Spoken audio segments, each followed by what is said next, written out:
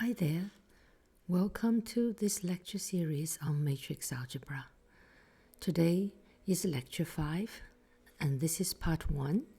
The topic of lecture 5 is elementary matrices, and today we will cover elementary matrices and their properties, and then in the second part we will look at using them to reduce a matrix into reduced row echelon form. Okay, let's get started. First, a definition for elementary matrices. An elementary matrix is a square matrix, and it's obtained from the identity matrix, which is repeated here, which has 1 along the diagonal and 0 everywhere else. And we take the identity matrix of certain size, M, let's say, and then we perform one of the following row operations. So the first one is multiply one row by a constant, C, which is not 0. And second, switch the position of 2 rows. And third, add to one row a multiple of another row. So you might recognize these 3 operations as the elementary operations that we perform when we do the Gaussian elimination. Okay, so there is definitely a connection there, and we'll come to that. Now let's look at these 3 types of elementary matrices.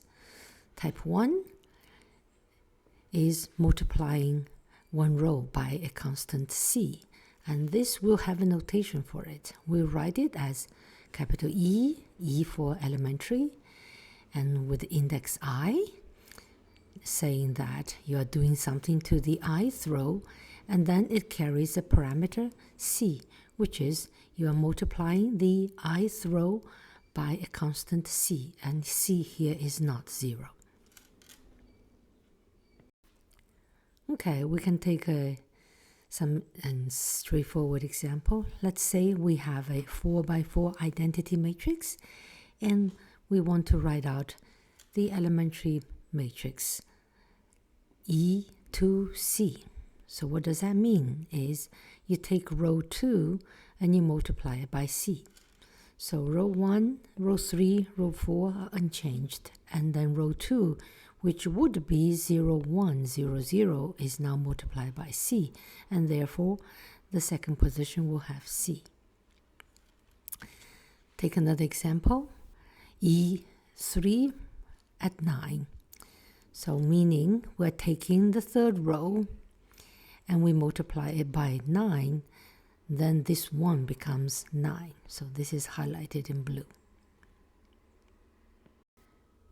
So the second type of elementary matrices is the one that switching the ith and the jth row. And we will denote it by capital E with the double index I, J, and no constant is carried with it because you're just switching the rows. Okay, so EIJ, it means that I will switch the ith and the jth rows. So again, starting with a 4 by 4 identity matrix, let's take some examples. Let's say I have capital E with double index 2 and 3. So what does it mean is I will switch the row 2 with row 3. Okay, so row 1 unchanged, row 4 unchanged, and row 2 and row 3, the positions are switched. And then how about E1, 4? Well, here row 2 and row 3 remains the same, and the row 1 and the row 4, they are switched. Okay, the third type of elementary matrices is the one, a bit complicated one, because you will be adding to the ith row the jth row multiplied by C. So it will be denoted as follows, capital E of double index I and J carries a parameter C. So this basically says For the ith row, I will add on top of jth row times c. Okay, again, we can practice and writing out these elementary matrix. Let's say E31C. What does it do? Well, you would add to the third row the first row multiplied by C. So you have an identity matrix, and you will multiply the first row by C, then you get C 0 0 0, and you will take that and add it on top of the third row. Therefore, I will get C 0 1 0. Okay, another example, E2 4 6. So meaning I will do something to the second row here. What do? Well, I take the fourth row here, multiply by 6. Okay, I'll get 6. And then I'll add it on the second row. Therefore, this 6 is on top of here, and I have 0 1 0 6. Now let's understand some important properties of these elementary matrices. In particular, what it does if you multiply it on the left to a matrix. Okay, so let's consider any matrix capital A whose dimension is m by n. And then if I multiply it on the left by the identity matrix, and then we get A. So it doesn't do anything to A. Now here's the question. What if we multiply A by an elementary matrix? So we have defined 3 of them. So what is EIC times A? What about EIJ times A? And finally, what does EIJ with C, what does it do to the matrix A? Okay, so we can just carry out some of these multiplications and see what it does.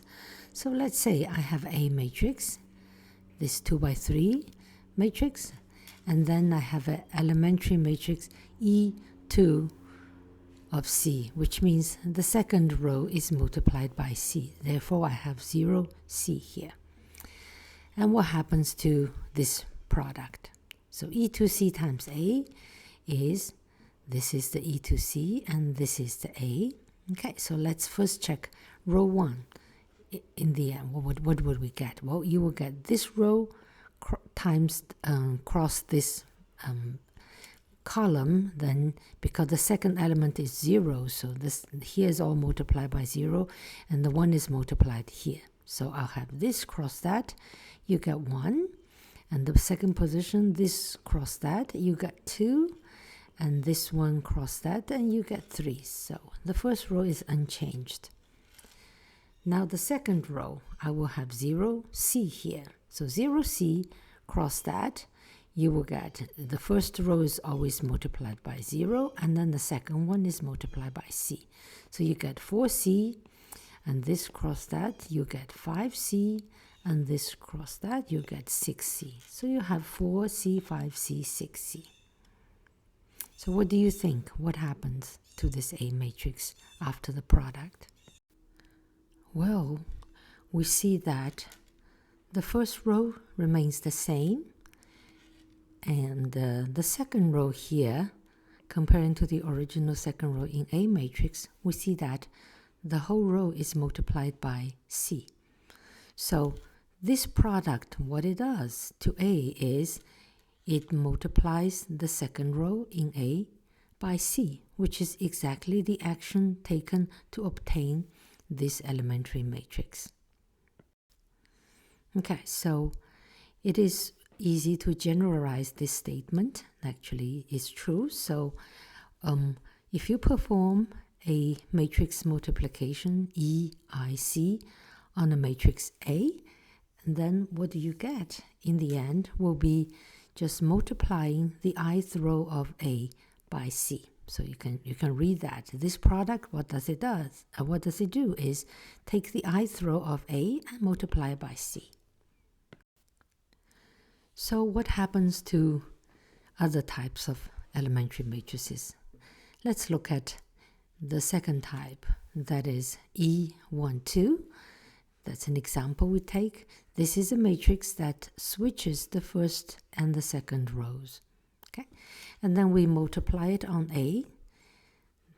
This one times A, and what do you get? Well, it's a simple calculation to carry out. So the first row will be this cross that, you get 4. And then this cross that, you get 5. And this cross that, you get 3. And then the second row is the same. 1, 0 cross that, you get 1. And then you get 2 and you get 3. So what happens to the product? Well, you see that comparing this to the A matrix, what you see is that the first and the second row here are switched. Okay, so, and again, that's the same operation that is used to obtain this elementary matrix. This elementary matrix is from identity matrix switching row 1 and row 2, and then this product will be taking the A matrix and switch row 1 and row 2. Okay, so again, this is a general property for any elementary matrix Eij multiplied by an A.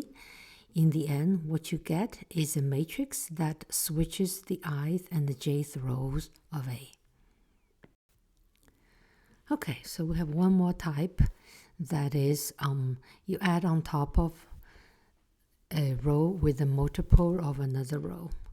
So let's take a look. So here's A matrix. Let's write it with indices instead of 1, 2, 3, 4, which is the same in the end when it shows you the same thing, right? So now I have this elementary matrix, and the third type, this is for row 1. On top of row 1, I will add the row 2 multiplied by 3. Okay, so, and this is the matrix. It will look like that. Okay, so let's carry out this product. E1 to C times A. And then we put the E1 to C here, which is a 3 by 3 matrix. And that's the A. So let's carry out this computation. So what will be this element here? Well, that will be obtained by this vector, cross that vector, and do that product.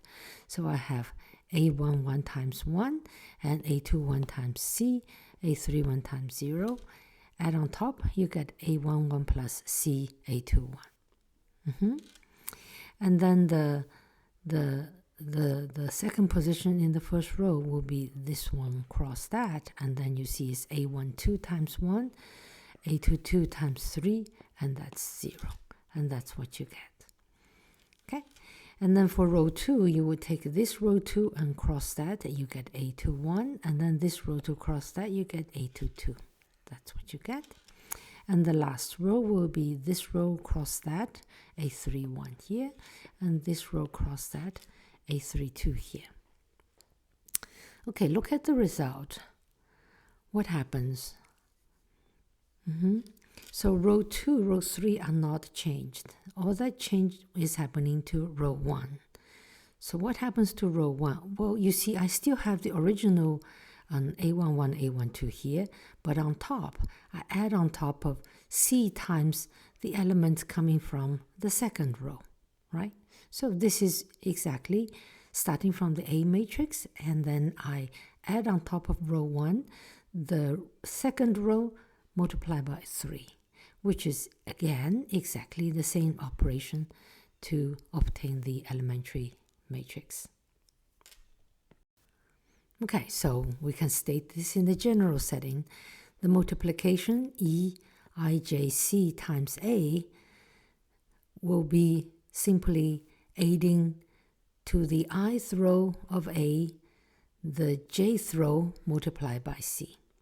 Okay, so all three elementary matrix multiplying on a matrix from the left and becomes carrying out the same elementary operations on A.